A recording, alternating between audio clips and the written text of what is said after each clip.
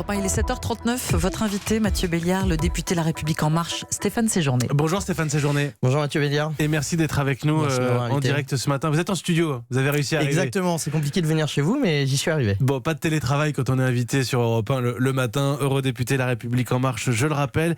Bon, Ursula von der Leyen n'a pas commencé à travailler, qu'elle est déjà au cœur d'une polémique autour de cet intitulé un commissariat pour protéger notre mode de vie européen. À gauche, on crie au scandale parce qu'on utiliserait la sémantique de l'extrême droite.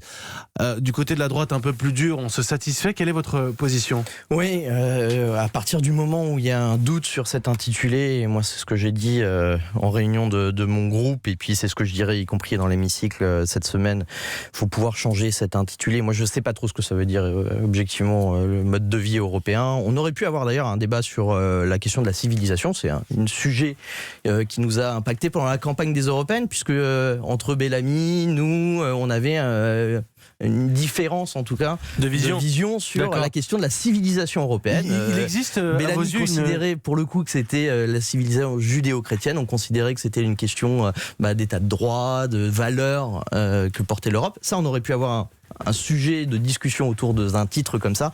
Le mode de vie, objectivement, c'est assez marrant de voir d'ailleurs l'extrême droite qui considère que l'Europe ne doit s'occuper d'aucun sujet, se féliciter d'un titre où l'Europe s'occupe du mode de vie des Européens. Peut-être un peu vague. Il existe pour vous, Stéphane Séjourné, une identité européenne ?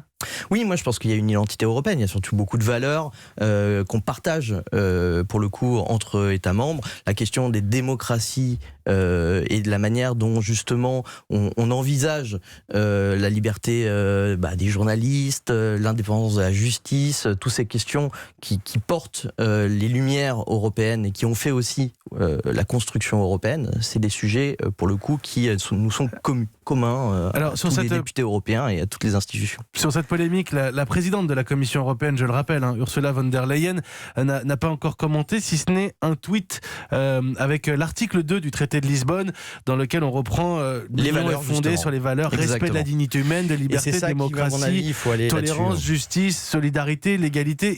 Il est bien le mode de vie européen, vous le défendez ? Oui, mais après, effectivement, il y a une ambiguïté par rapport au titre. Le mode de vie, c'est aussi la manière de vivre, et l'Europe est plurielle.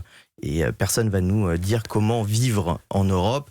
Je pense qu'il y a encore une fois, il y a un débat de civilisation, de valeurs. Et d'ailleurs, le tweet de la présidente relève aussi toutes ces valeurs communes. Elle fait de la politique, Ursula von der Leyen. Bien sûr. Non, mais on est habitué à une commission un peu plus, pardonnez-moi, mais un peu plus techno, un peu plus administrative. Ouais, je pense là, elle fait de la politique. Je pense qu'elle fait de la politique. Et je pense que faire de la politique, c'est aussi pouvoir, à un moment donné, changer un intitulé qui ne fait pas consensus. Moi, je suis attaché au fond. Il faut le changer. Pour vous, il faut le changer. Oui, à partir du moment où il y a un débat autour de ça, moi j'ai lu la lettre de mission du commissaire en question.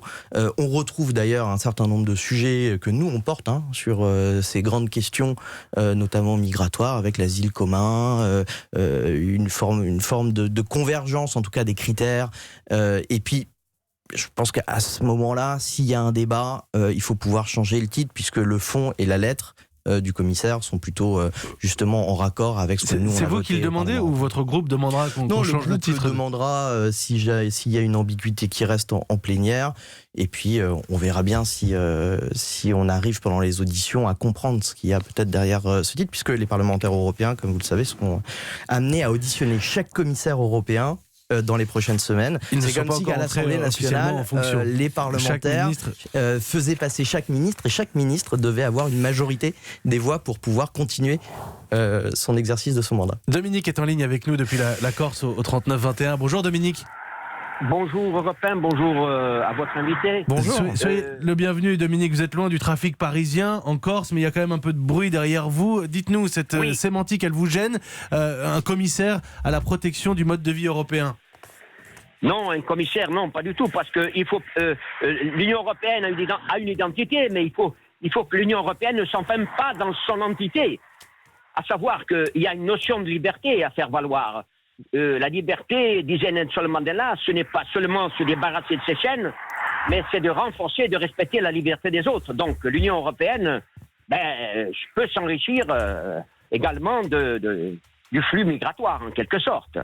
Bon, Dominique, autour de cette appellation mode de vie européen, moi, Stéphane Séjourné, Oui. on a eu une déconnexion entre la population, je reprends à partir de ce que disait Dominique, hein, entre la population et l'Union européenne, d'une certaine manière, autour de ces valeurs-là. Et si c'était une bonne idée ? Même s'il y a un côté ambigu, même s'il y a un petit côté peut-être populiste d'une certaine manière, c'est le sous-entendu, et si c'était une bonne idée ?